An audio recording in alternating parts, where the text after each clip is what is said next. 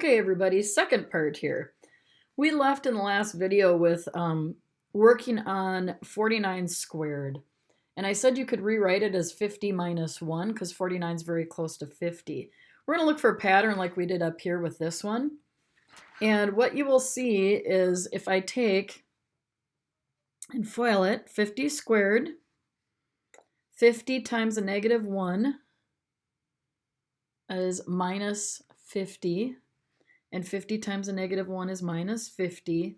And negative 1 times negative 1 is going to be plus 1.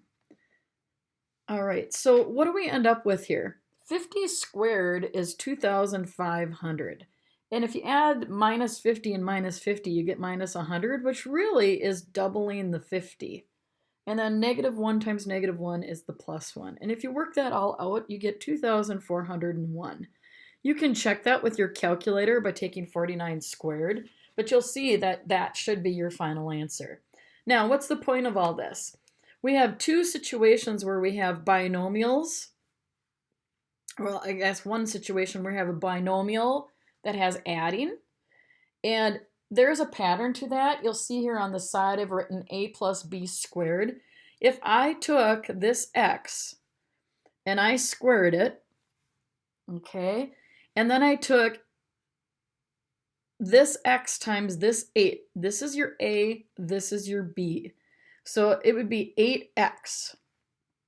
And I did twice that. You'll see we get our middle term, which is 16x. So how do I write that with just algebra? I'm going to say take twice the a term times the b term, and that's going to be my middle term. And then the b term is just a positive 8. 8 times 8 is 64. To do it quicker, you can just say, all right, I'm going to take that b term and I'm going to square it. So here is a quicker way to look at this pattern and get it done. You can still FOIL every time, and that is just fine. That works. But this is a quicker way if you like just memorizing patterns. Now look at the two subtraction situations that we have. You'll notice that 3n times itself, we just squared the a term here. Okay, and negative 1 times negative 1, that's the b term. And then we took the a times the b, which is a negative 3n, and we actually got a double in the middle. So if I took 2 times a times b, I would get that middle term. And the same thing happened here. X squared, that's the a term. Negative 6x doubled is negative 12x, and negative 6 times negative 6 is 36. So our general pattern for binomials that have subtraction, when we square them, by the way, the squared term right here should be outside the parenthesis, and I put it inside the parenthesis. So please adjust and fix that mistake. I would get a squared, which is the first term, minus twice the product of the middle terms, plus the b squared term. Okay, so the only difference between these is if you have addition, it's addition all the way across. If you have subtraction of binomials and it's being squared, you'll get a negative in front of the second term. All right, moving right along. How can we use this? Well, we can apply this to area models. And whenever I see something like this, I like to kind of remember that if I can write out a word plan, it helps. So basically, we have two squares. Remember, to find the area of a square, you're taking the side times the side, or you could just say the side squared. Okay, so if I took the area of the big square, which is going to be the outside region, the shaded part here, x plus 5, so x plus 5 squared, and I took away the little hole in the middle, which is the little square, area of the little square, and that would be x squared, because each side is x, I should be able to find my final answer.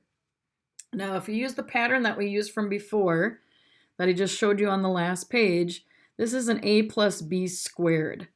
And what does that mean? I can take the first term, which is x, I can square it. I can add twice the a times the b term, which is 5x, and then I can add the b term squared. And obviously the second square is just going to be a minus x squared. So what do we get? We get x squared plus 10x plus 25 minus x squared. And remember, we're shooting for the area of this shaded region, kind of a square donut look to it here. And I'm going to collect my like terms, and I'm noticing that an x squared minus an x squared makes no x squareds. So I'm going to get 10x plus 25 for my polynomial expression for the area of this shaded region right here. And of course, since it's area, I'm going to say units squared because they didn't give me inches or centimeters or anything like that. Now, if you don't want to use this pattern that I talked about here, again, you can FOIL. FOIL is always an option. You would just have to expand this square and write x plus 5 squared as x plus 5 times x plus 5. And then first would be x times x, which is your x squared. The outside would be the x times the 5, which would be 5x. The inside terms would be 5 and x again. And the last terms would be 5 times 5, which is 25. And again, we would look to combine our like terms. So same letter or variable and same power of the exponent. These are both first powers.